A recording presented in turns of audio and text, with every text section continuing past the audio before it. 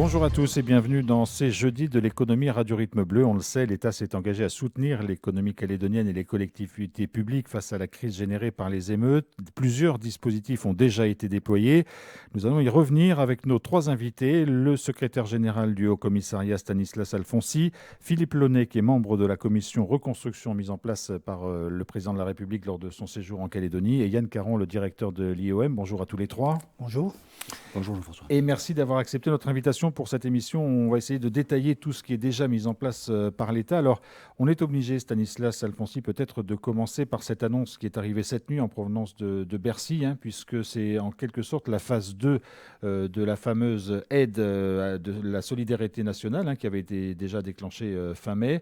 Cette phase 2 qui permet d'étendre et de renforcer les mesures de soutien économique d'urgence à la destination des TPE et des PME. Alors, c'était très attendu, on le sait, cette annonce. En quoi elle consiste précisément ?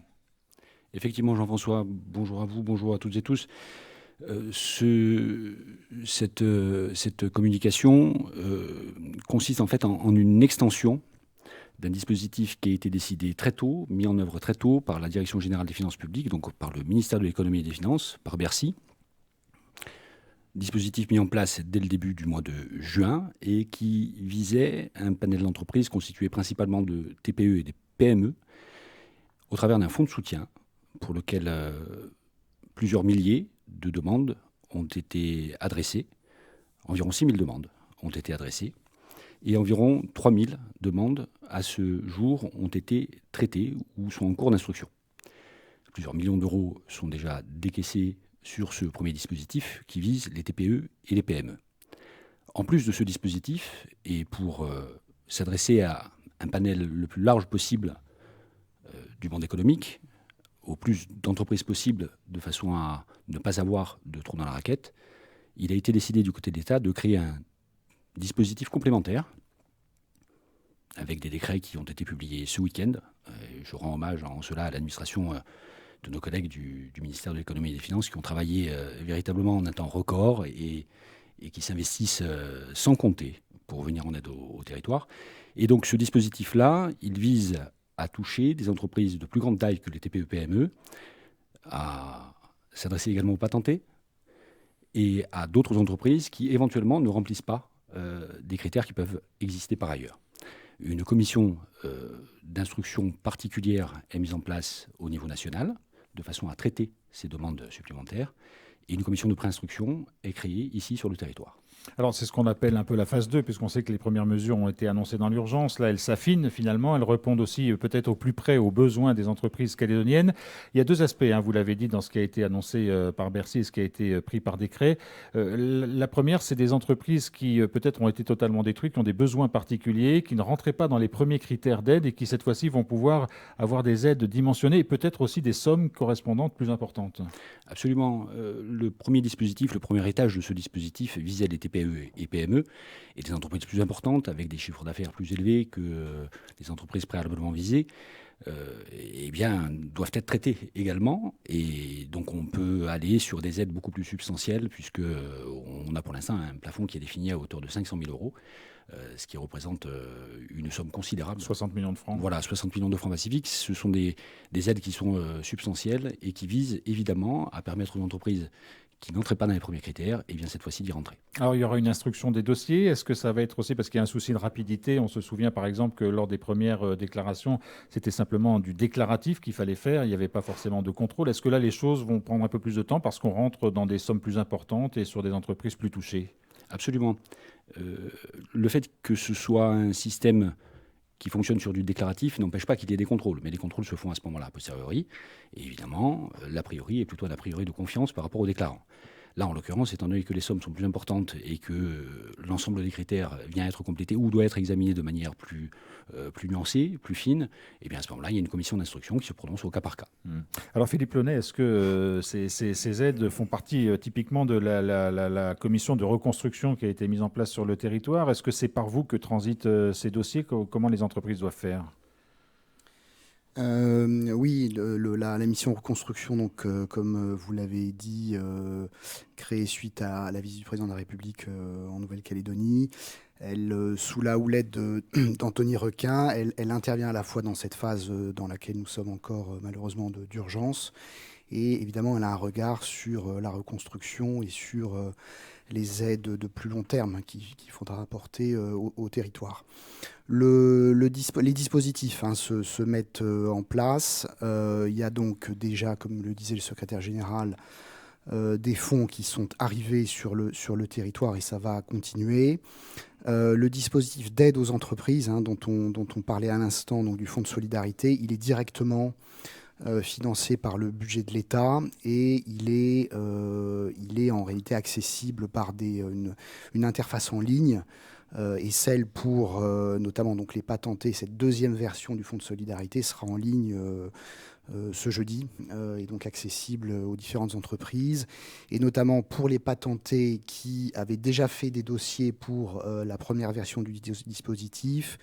Ils seront en réalité automatiquement aidés, puisqu'on introduit un plancher d'aide pour ces patentés. Ils n'auront pas à refaire les dossiers, et les aides seront directement versées. Et pour les plus grosses entreprises qui, en réalité, sont pas bien traitées par les dispositifs actuels, là, il y aura une instruction spécifique, donc avec des aides jusqu'à 500 000 euros, qui se met en place, et avec une instruction avec l'aide de plusieurs centres des finances publiques en métropole.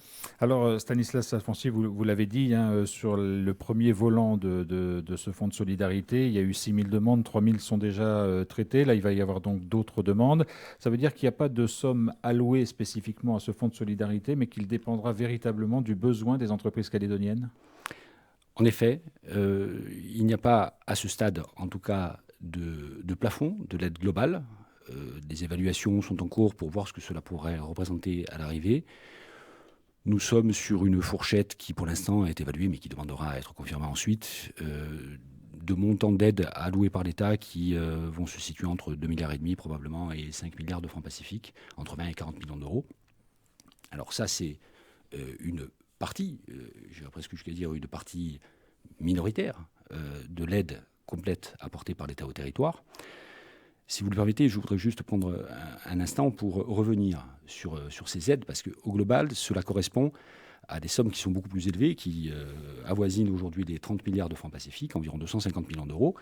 Nous nous inscrivons en cela dans l'échange qui a eu lieu par des courriers en envoi et en réponse, un courrier adressé par le gouvernement de la Nouvelle-Calédonie au président de la République au début du mois de juin, et qui portait justement sur la demande d'une aide d'urgence à hauteur de 30 milliards. Le président de la République, Emmanuel Macron, a répondu favorablement. Il l'avait annoncé lors de sa visite officielle ici le 23 mai. C'est à ce moment-là qu'il a installé la mission reconstruction et qu'il a demandé à Bruno Le Maire de mandater cette mission reconstruction pour pouvoir accompagner cette démarche. Donc ces aides, de manière globale, aux alentours de 30 milliards, sont des aides d'urgence, parce que nous sommes dans une situation d'urgence. On n'a pas pris le parti, évidemment, de décrire la situation du territoire, mais elle est connue, elle a été largement commentée. On est dans une situation où l'État a choisi d'agir en suivant deux axes principaux. D'une part, un soutien au monde économique, et d'autre part, un soutien aux collectivités. Alors, le dispositif de soutien aux entreprises TPE, PME, et autres qu'on vient d'évoquer, d'une part, c'est le premier dispositif qui a été mis en place. Il y a également d'autres dispositifs sur lesquels il serait peut-être utile de revenir pour nos auditeurs. Nous avons une aide particulière qui est beaucoup plus conséquente, qui est à hauteur de 6 milliards de francs Pacifiques, qui a d'ores et déjà été décaissée et qui vise à soutenir le territoire dans le cadre de l'activité partielle, du financement du chômage partiel. Donc ces 50 millions d'euros ou un petit peu plus, 6 milliards de francs Pacifiques, ont été déjà décaissés et mis à disposition du compte de trésorerie de la Nouvelle-Calédonie à la fin du mois de juin. C'est ce qui a permis d'ailleurs à la Nouvelle-Calédonie d'éviter la cessation de paiement, parce que nous sommes dans une situation réellement d'urgence. À ces 50 millions pour l'activité partielle, qui viennent abonder la trésorerie de la Nouvelle-Calédonie, s'ajoute normalement dans les jours ou les semaines qui viennent, une aide encore complémentaire sous forme d'avance remboursable, à hauteur cette fois-ci de 12 milliards supplémentaires, 100 millions d'euros supplémentaires, qui devront rentrer dans les caisses de la Nouvelle-Calédonie et abonder ensuite les budgets que sont d'une part le budget de répartition et puis également le budget de financement de cette activité partielle. Donc on est sur un deuxième étage ou un troisième étage de la fusée. À cela, il faut rajouter également une aide apportée sous forme de prêt par la Banque des Territoires qui a annoncé sa disponibilité pour cela. Là aussi, on est à 6 milliards de francs Pacifiques. Ça vient se rajouter au reste. Et puis, on a également pris le parti d'imaginer un dispositif via un système, un mécanisme qui existe déjà ici, qui s'appelle la SOGEFOM et qui visera à compléter le soutien par la prise en charge par l'État d'une part de risque courue par les entreprises et par les banques lorsque les banques vont demander des prêts. La dotation de ce dispositif, là aussi, va tourner à plusieurs dizaines de millions d'euros. On est pour l'instant sur quelque chose qui avoisine les 40 millions d'euros. Donc je voulais faire la conversion, 40 millions d'euros, ça nous fait... Bon, ça fait beaucoup. Ça fait 5 milliards supplémentaires. 40 fois 12. Voilà, ça nous fait 5 milliards supplémentaires. C'est ça, 4 milliards 8. Voilà, donc on est sur un dispositif global d'aide de l'État au territoire qui est bien conforme aux engagements du président de la République et qui est bien conforme, dans le cadre de l'urgence, à ce qui était attendu par le territoire. Voilà, qui résume bien l'ensemble des aides de l'État mises en place à l'heure actuelle. Philippe Launay, pour qu'on comprenne bien aussi le suivi des choses, est-ce que la commission reconstruction suit l'ensemble de ces aides, y compris aux collectivités, ou est-ce qu'elle ne s'intéresse qu'au privé pour l'instant ? Non, on est en lien quotidien avec les autorités de Nouvelle-Calédonie. Et donc on essaie d'avoir la vision la plus transversale possible parce que l'objectif de l'État, c'est bien d'activer l'ensemble des leviers dont on dispose dans le contexte et dans le cadre administratif et politique que vous connaissez en métropole. Et donc la volonté de l'État, ça a bien été d'apporter en réalité rapidement le plus de liquidité possible à l'ensemble des acteurs, entreprises et gouvernements, parce qu'on voit bien que notamment dans la sphère publique, avec l'organisation des finances publiques en Nouvelle-Calédonie, l'ensemble des acteurs sont liés entre eux, puisque le pouvoir fiscal appartient au gouvernement qui ensuite redistribue aux autres échelons administratifs, les provinces et les communes. On voit bien que la défaillance d'un acteur entraîne de facto la défaillance des autres. Et donc il faut absolument éviter, en tout cas réduire les impacts potentiels d'un choc systémique. Et donc on est très attentif à la situation de trésorerie des collectivités, notamment des communes qui, en Nouvelle-Calédonie comme en métropole,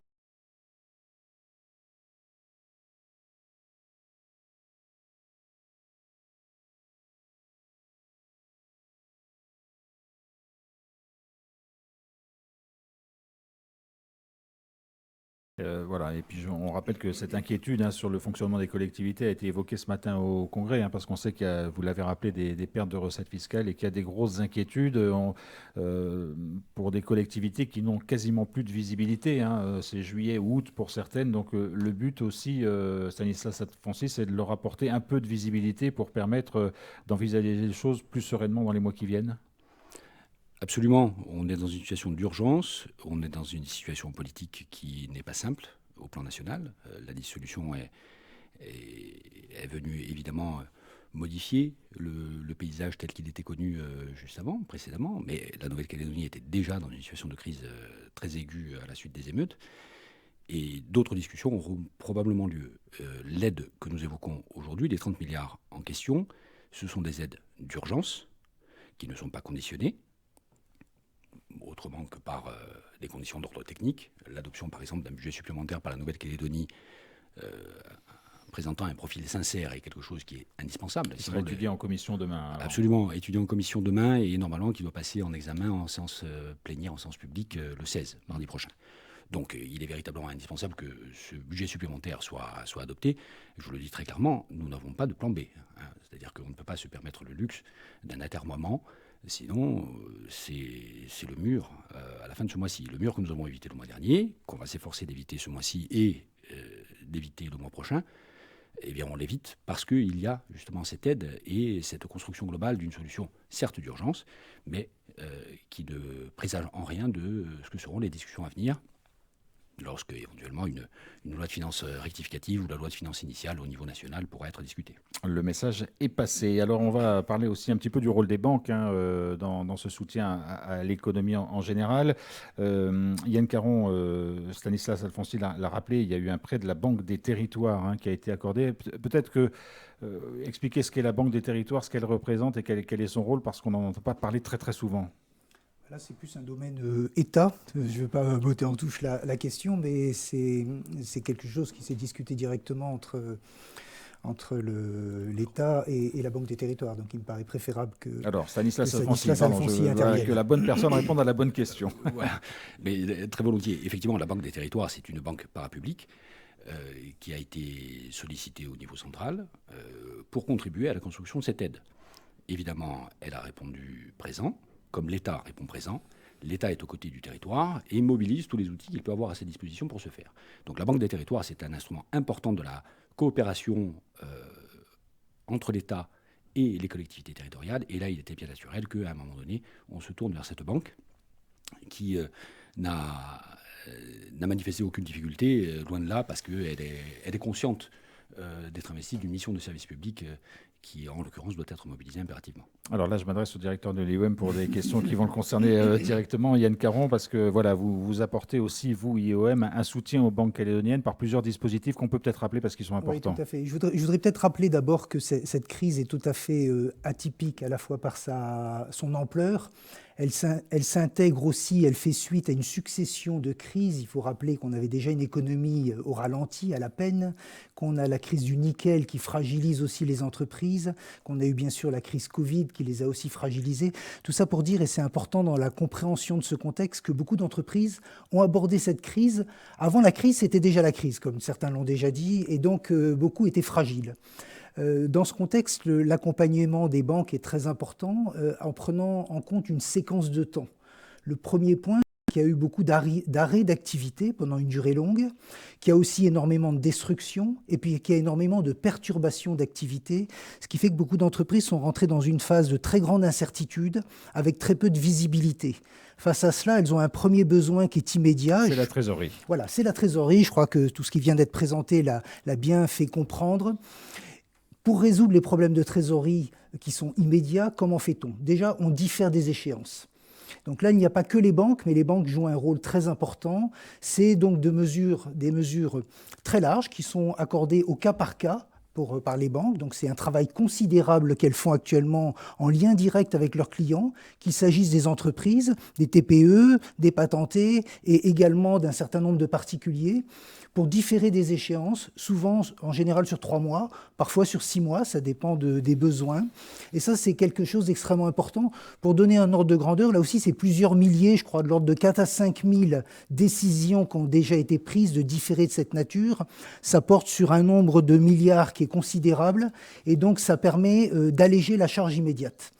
Bien évidemment, il n'y a pas que les banques sur ces différés. Il y a aussi les différés d'échéances fiscales et sociales qui sont très importantes. Et puis, il y a aussi en trésorerie le fait d'avoir le mécanisme de chômage partiel qui va permettre, un peu comme ça s'était fait lors de la crise Covid, de finalement faire porter à d'autres instances et sur des ressources qui là aussi proviennent en bonne partie de l'État, la charge qui permettra de maintenir des salaires tout en allégeant la charge des entreprises. Donc ça, c'est le premier point, la première étape qui est la plus immédiate. Après, on a une deuxième étape qui est qu'avant la reconstruction, avant la consolidation, etc., qui est encore très éloignée. Dans la plupart des cas, les entreprises n'ont aucune perspective. Elles ne sont pas du tout dans ce degré-là. Elles sont dans l'attente déjà de visibilité sur leur marché, sur leur activité, que les flux économiques reprennent, que la sécurité revienne. On reste dans un cas dans lequel il y a encore énormément d'insécurité qui bride encore beaucoup l'activité économique. Donc, dans cette étape-là, elles ont besoin à nouveau de trésorerie complémentaire. Donc, je crois que les mécanismes que M. Alfonsi vient de présenter sont absolument décisifs. Il y avait le fonds de solidarité pour les TPE dans un premier temps, qui est très efficace. Le fait de lui donner une portée plus large va permettre certainement de faciliter, d'accompagner des entreprises dans un besoin intermédiaire. Et puis, il y a, pour revenir plus directement à votre question, ce que fait l'IOM et par rapport aux différentes banques. Ça a été notamment, là aussi, à l'initiative de l'État, la proposition d'un prêt à taux zéro. Alors le prêt à taux zéro, il fonctionne un peu en deux temps. Il y a d'une part le fait que l'IOM, dans son rôle de banque centrale, comme on l'a déjà fait, comme on le fait régulièrement, apporte une liquidité aux banques. L'IOM n'a pas pour vocation de soutenir les banques. L'IOM soutient l'économie en apportant de la liquidité aux banques qui va faciliter aux banques, qu'on apporte à taux zéro sur une durée de 3 mois et qui va permettre aux banques d'avoir une ressource sans coût, leur permettant à leur tour de faciliter l'accompagnement des entreprises, là non plus en différé, mais par une trésorerie additionnelle, par des lignes de trésorerie que les banques peuvent apporter, là encore, au cas par cas, selon les besoins et selon la signature, la capacité de chaque client, pour notamment... Des étalements, le plus souvent. Non, avant les étalements, c'est surtout... les étalements, effectivement, ça apporte une ressource complémentaire aux banques. Mais surtout, avant de permettre de faire le relais avec les avances des assurances. Parce que le gros sujet qu'il y a dans cette crise, contrairement à la crise Covid, c'est qu'on a de la destruction. Destruction de l'appareil de productif, destruction de stock. Et donc, il faut que les entreprises puissent relancer tout cela. Et le traitement des dossiers d'assurance, même s'il est fait rapidement, nécessite du temps. Et entre-temps, et même si les assureurs versent une avance, les assurances ont réalisé leur expertise, entre-temps, il faut aussi, en relais de ces assurances, souvent, il y a un besoin de prêt de trésorerie. Donc voilà, ça en donne la possibilité aux banques de le réaliser. Et puis on aura donc dans un troisième temps cette phase qui sera un peu de consolidation et surtout de reconstruction par les mécanismes qui étaient évoqués tout à l'heure, avec notamment les prêts bancaires, à nouveau, le rôle essentiel des banques. Chaque banquier analysera au cas par cas son dossier et, comme pour les PGE du Covid, le mécanisme de garantie qu'apportera la SOGEFOM permettra aux banques d'accompagner plus facilement les entreprises dans un contexte de risque qui sera évidemment beaucoup plus élevé. Alors, on a bien compris tout ce qui était mis en place, tout ce qui était en train de s'articuler. Vous l'avez rappelé les uns et les autres, c'est en plus dans une situation d'urgence que tout cela se met en place. Est-ce que vous avez l'impression, Philippe Launay, que voilà, après ces mois d'incertitude, de travail où il a fallu un petit peu tâtonner, les articulations entre les uns et les autres, que ce soit le gouvernement national, que ce soit les acteurs politiques locaux, que ce soit les banques, que ce soit les assurances, l'articulation se fait désormais de façon assez fluide et que chacun est dans son rôle et c'est ce qu'il a à faire? Alors, pour ce qui concerne la mission, je pense qu'on a, le constat que je fais, moi je suis depuis un mois en Nouvelle-Calédonie, c'est qu'il y a clairement une prise de conscience que, d'une part, l'État se mobilise et que l'ensemble des acteurs doivent faire preuve de bonne volonté pour d'abord faciliter la mise en place de ces dispositifs d'urgence, faire remonter les points de blocage de façon à ce que l'État et ses partenaires, le Haut-Commissariat, puissent débloquer ces points de blocage. Et il y a beaucoup de sujets sur lesquels on traite individuellement les sujets pour trouver des solutions, débloquer tel problème avec telle assurance, telle banque.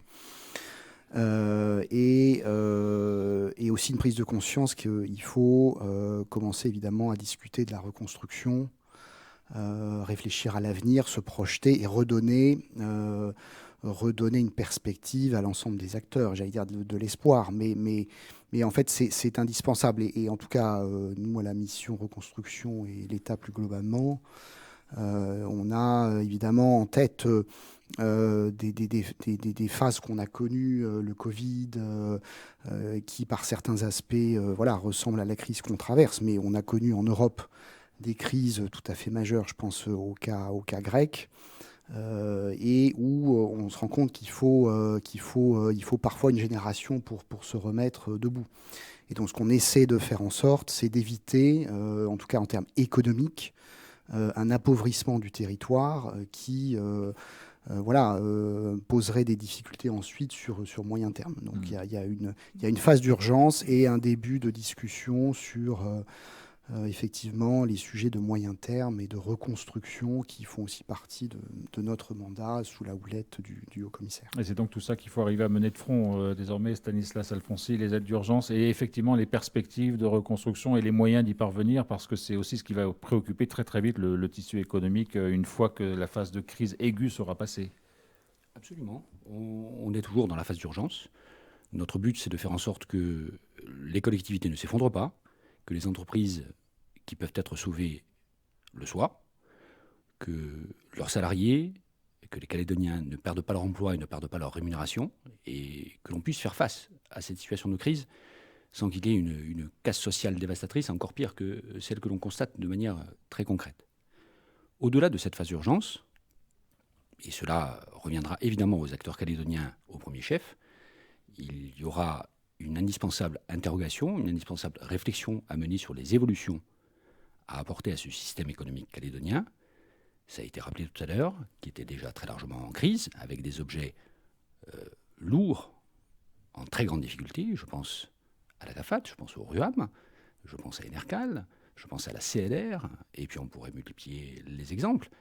Et il faudra bien qu'à un moment donné, la Nouvelle-Calédonie se penche en toute sincérité sur cette situation et transforme ce qui est une crise en une opportunité pour réinterroger le système et pour le modifier pour le bien du territoire et de ses habitants.